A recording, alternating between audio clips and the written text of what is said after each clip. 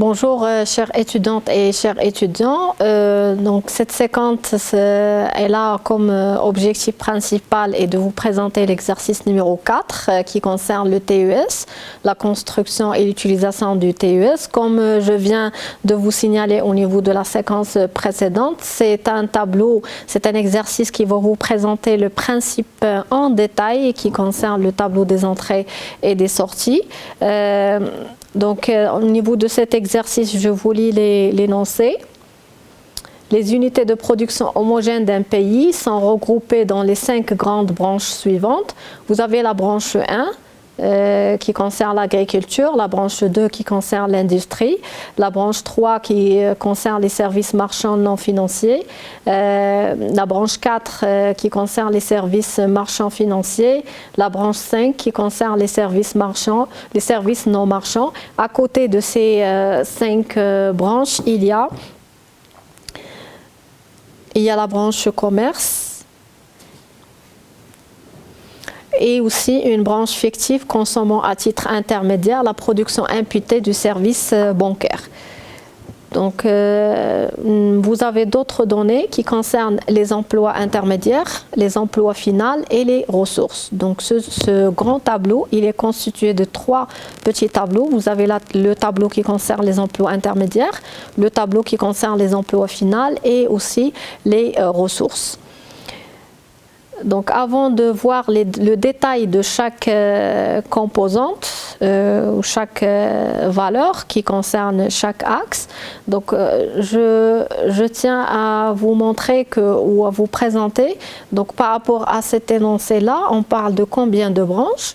On parle de 5 branches. À côté de ces 5 branches, on a 2 branches supplémentaires. Vous avez la branche commerce et la branche fictive qui consomme à titre intermédiaire la production imputée du service bancaire. Donc on a combien de branches? Au total, nous avons 7 branches. Donc commençons par le premier tableau qui concerne donc les emplois intermédiaires.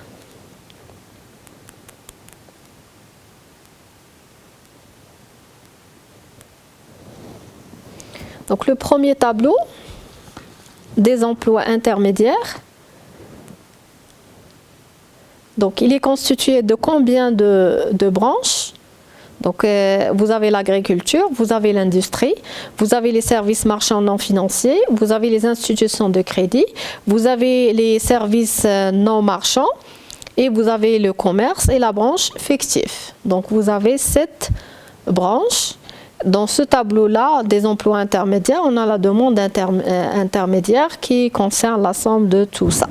Donc ça concerne les emplois intermédiaires, autrement dit les consommations intermédiaires de chaque branche. Aussi, la suite de ce tableau-là, normalement il est construit de telle façon. Donc vous avez la suite de ce tableau-là, il est constitué de plusieurs variables. Nous allons voir la consommation générale de chaque branche et vous avez la valeur ajoutée, la production effective, les transferts et la production distribuée. Donc c'est le premier tableau qu'on va remplir. Aussi, vous avez le deuxième tableau qui concerne les emplois finaux. Donc les emplois finaux, parmi les variables qu'on va chercher et aussi remplir au niveau de ce tableau, vous avez la consommation finale intermédiaire, vous avez la formation brute du capital fixe, vous avez la variation de stock, vous avez les exportations, vous avez la demande finale, vous avez le total de tout ça. Par la suite, vous avez le tableau des ressources. Donc le tableau des ressources aussi, il est construit d'un certain nombre de variables. Vous avez la production distribuée, vous avez l'importation, les droits et taxes à l'importation, la TVA, la marge commerciale et vous avez la somme de tout ça. Bien sûr là, c'est en matière de colonnes.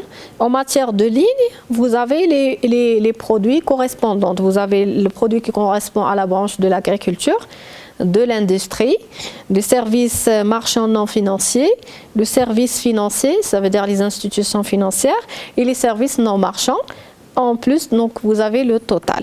Toujours, on va faire le total en colonne et aussi en ligne.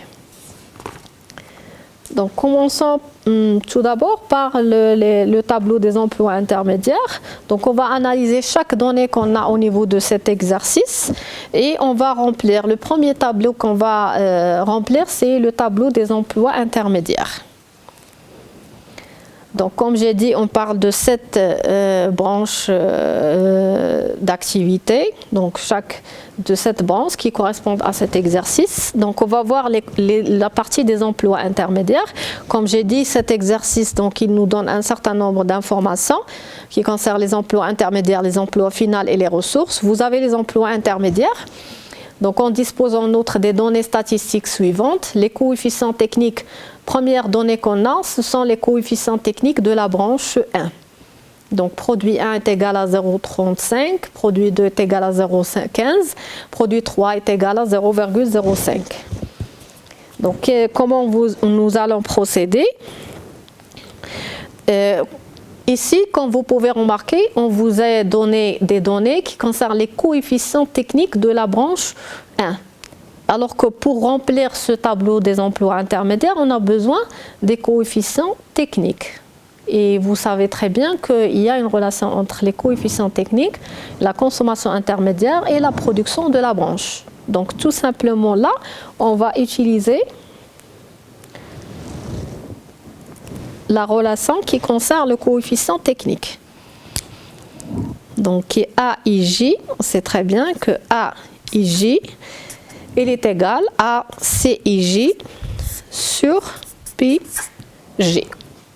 Donc pour pouvoir, normalement, nous on cherche cette valeur-là, les consommations intermédiaires de chaque branche. Pour pouvoir trouver cette valeur-là, on va multiplier AIJ fois PJ. Donc pour pouvoir trouver donc PJ fois AIJ. Normalement, on a les AIJ, les coefficients techniques pour chaque produit, qui concerne chaque produit par rapport à la branche 1, mais nous devons aussi avoir la production effective de la branche par rapport à la branche 1. Vous avez aussi cette donnée au niveau de l'exercice. Donc les coefficients techniques de la branche 1, 0,35, 0,15 et 0,05. Vous avez une autre donnée, si on va parler, on va partir directement aux ressources, la partie des informations qui concernent les ressources. Vous avez la branche 1 a produit 200, dont 1 de produit 2. Donc la branche 1 a produit 200. Donc 200, ça constitue quoi? C'est sa production qui est effective, qui est globale. Donc la raison pour laquelle ici, nous avons la production de la branche 1 est égale à 200. Et vous avez les AIJ, les coefficients techniques correspondants à chaque produit. Qu'est-ce qu'on va faire? Donc, comme je viens de signaler, donc vous avez ici les coefficients techniques, nous les avons comme données, et vous avez la production effective de la branche 1.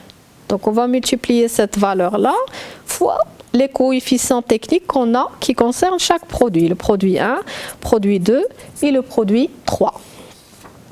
Donc vous allez voir comme valeur.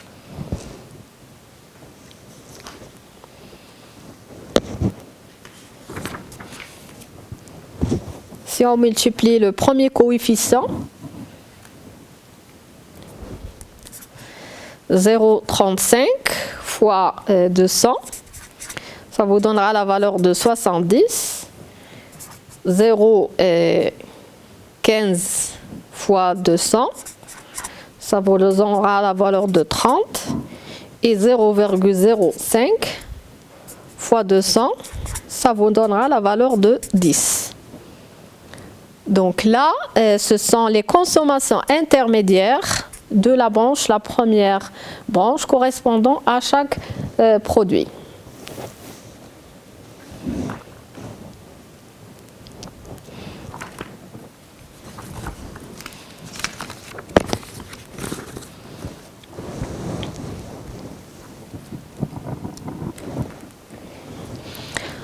Donc revenons maintenant au tableau des emplois intermédiaires.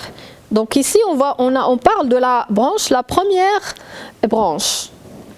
bien sûr cette première branche qui concerne l'agriculture. Donc on va noter les consommations intermédiaires qui correspondent la branche qui correspond à chaque produit. Donc ici nous allons marquer la consommation intermédiaire de l'agriculture. En termes de branche, on raisonne en matière de colonnes. Vous avez ici, on va noter 70, 30, les valeurs qu'on a trouvées, 10. Par la suite, nous allons retourner aux données qu'on a qui concernent les emplois intermédiaires.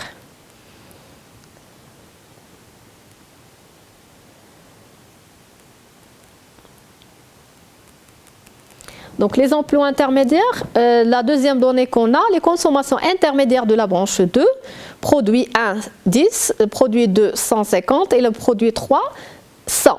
Donc là, vous avez les données qui concernent les consommations intermédiaires directement sans passer par les calculs. Donc on va les intégrer quand on parle de la branche 2. Donc en matière de colonnes, on va remplir ce tableau-là. On va les noter directement. Donc ici, vous avez 10, 150 et vous avez 100. Donc en matière de colonnes, toujours. Par la suite, nous allons terminer les données qui concernent les emplois intermédiaires, toujours. Vous avez le produit 2 est consommé par la branche 3 pour 55, la branche 4 pour 5 et la branche commerce pour 15.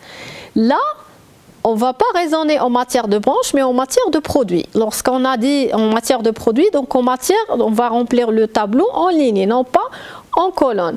Donc le produit 2, donc ça veut dire qu'on parle de l'industrie en matière de produit 2, donc c'est la ligne, donc 55, 5 et 15. Donc ici 55, donc on parle du produit 2, donc la deuxième ligne, 5, et vous avez pour la branche commerce 15.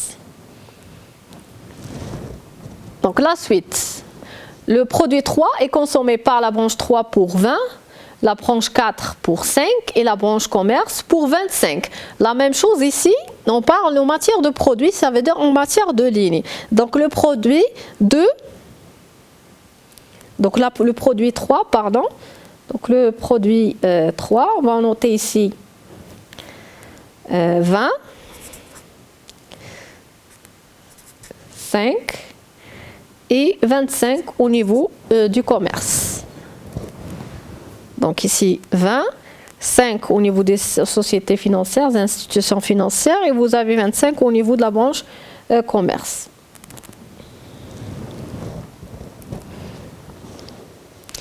Vous avez aussi une autre donnée qui concerne le produit 1 et consommé par la branche 3 pour 15.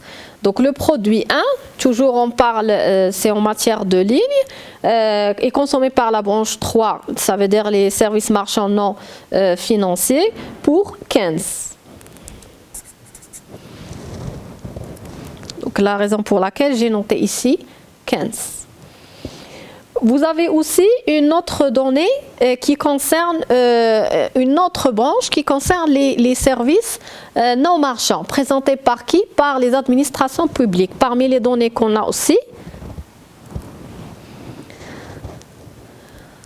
dans les ressources, dans la partie des données qui concernent les ressources, vous avez les administrations publiques ont versé 90 de salaire, achètent 30 de biens et services marchands, 5 en produit 1, 10 en produit 2 et 15 en produit 3.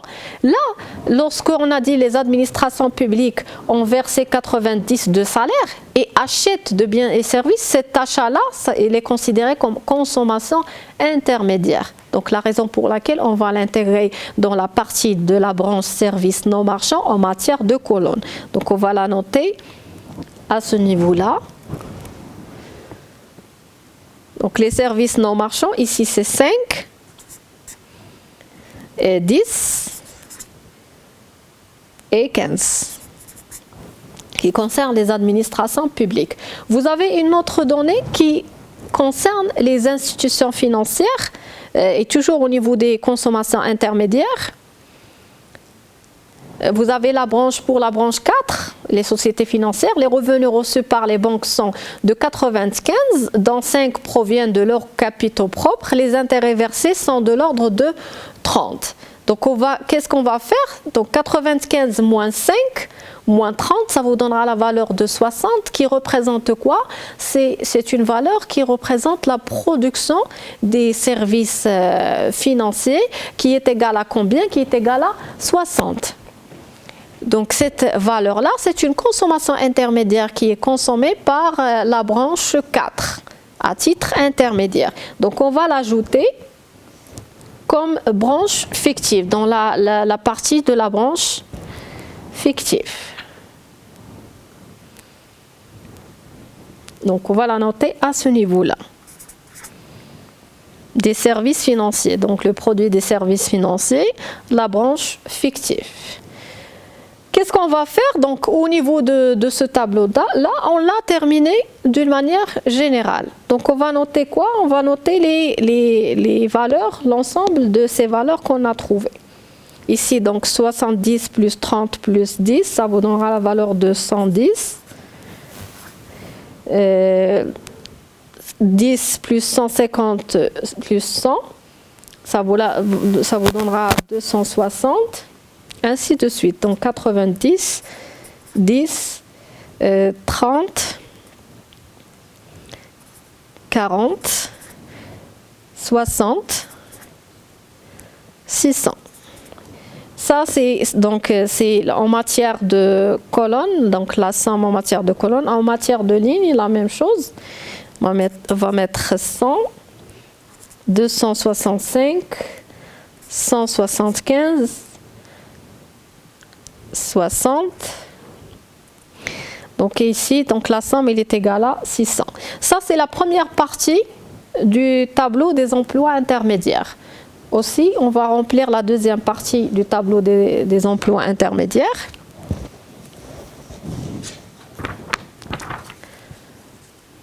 Donc cette deuxième partie des emplois intermédiaires, donc on va se servir des montants qu'on a trouvés au niveau de la première partie, les montants qui sont globaux. Donc CIJ, ici nous avons trouvé donc 110, 260, 90, 10, 30, 40, 60, 600. Donc ici vous avez donc les mêmes montants qui concernent la consommation intermédiaire globale de chaque branche. 110, 260, 90, 10, 30, 40, 60 et 600. Par rapport à la valeur ajoutée, donc on ne pourrait pas calculer la valeur ajoutée sans avoir une idée sur la production effective. On l'a calculé tout à l'heure au niveau des exercices précédents. Donc pour pouvoir calculer la valeur ajoutée, il fallait retrancher de la production effective la consommation intermédiaire. Voyons maintenant la production effective de chaque branche. Vous avez pour la première branche, quelle est la production effective qui concerne cette branche-là? On a des données qui concernent les ressources, la partie des ressources. Donc vous avez la production 1, la production locale qui concerne chaque branche. La branche 1 a produit 200, dont 1, 2 produit 2. 200, c'est une production effective. On l'a utilisée, si vous pouvez vous rappeler, au niveau des coefficients techniques. Donc ici, la valeur ajoutée, la production effective de la première branche, il est égal à 200. En même temps, on va voir la question des transferts, sachant que pour pouvoir calculer la production distribuée, c'est en fonction de la production effective. Autrement dit, pour pouvoir calculer la production distribuée, il est égal à quoi? Est égal à la production effective moins ou plus des transferts. Donc on va voir en même temps dans ce tableau la production effective et s'il y a des transferts entre les branches.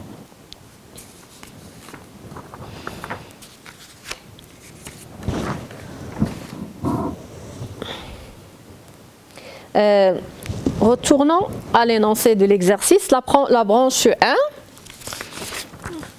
a produit 200 dont 1 de produit 2. Donc ça veut dire qu'elle a pris donc moins 1 ici. Ça veut dire que ce sont des transferts dont 1 de produit 2. Il a pris 1 de produit 2. Donc on va mettre ici moins 1 du produit 1 et plus 1 du produit 2. Parce qu'elle a pris de la branche 2 1. Par la suite, on va voir la production effective de la branche 2. La branche 2 a produit 660 totalement en produit 2. Donc là, il a produit 660 totalement en produit 2. C'est une production qui est globale. Elle n'a pas pu avoir d'autres produits d'une autre branche. Donc c'est le montant de 660. Par la suite, vous avez la branche 3, a réalisé une production de 350. La même chose dans cette branche-là, donc il a produit totalement 350 sans être obligé d'avoir des transferts d'une autre branche ou se servir d'une autre branche. Par la suite, pour les institutions financières, pour la branche 4, les revenus reçus par les banques sont de 95, dont 5 proviennent de leurs capitaux propres. Les intérêts versés sont de l'ordre de 30. On sait très bien que normalement, la production effective des institutions de crédit, les services financiers, il est représenté par la valeur des branches fictives. Donc ici, la branche fictive est égale à combien? 95 moins 5 moins 30, ça vous donnera la valeur de 60.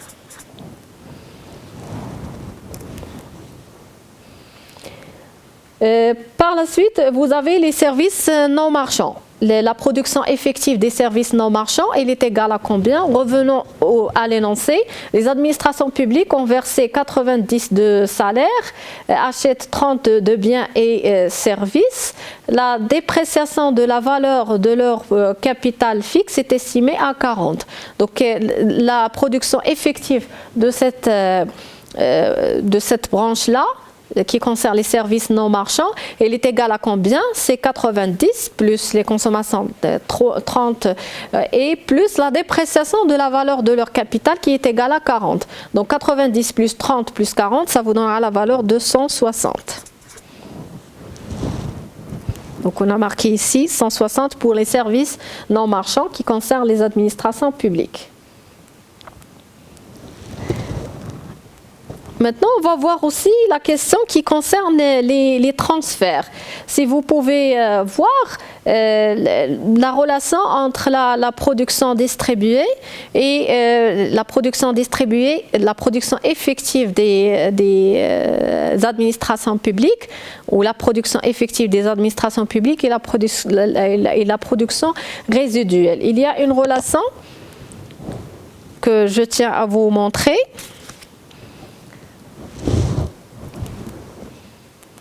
Donc vous avez la production distribuée des administrations publiques. Il est égal à la production effective moins la production résiduelle. Donc on va utiliser cette relation-là pour pouvoir calculer la production distribuée des administrations publiques.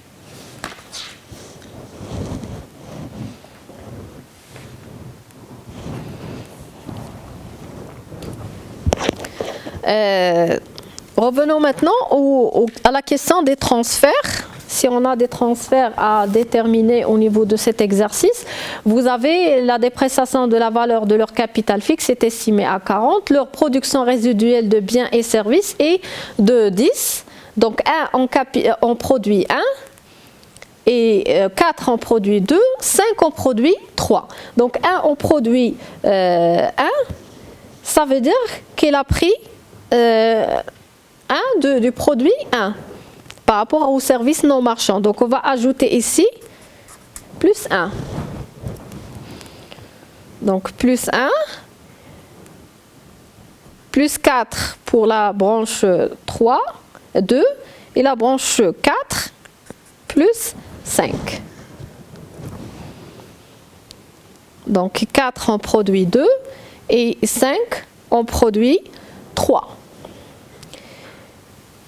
Toujours au niveau des services non marchands, donc la production résiduelle, on va la marquer ici par rapport au service non marchand par moins 10 qui est égal à, ici si vous pouvez voir, la dépréciation de la valeur de leur capital fixe est estimée à 40, leur production résiduelle de biens et de services est égale à 10. 1 en produit 1, 4 en produit 2 et 5 en produit 3.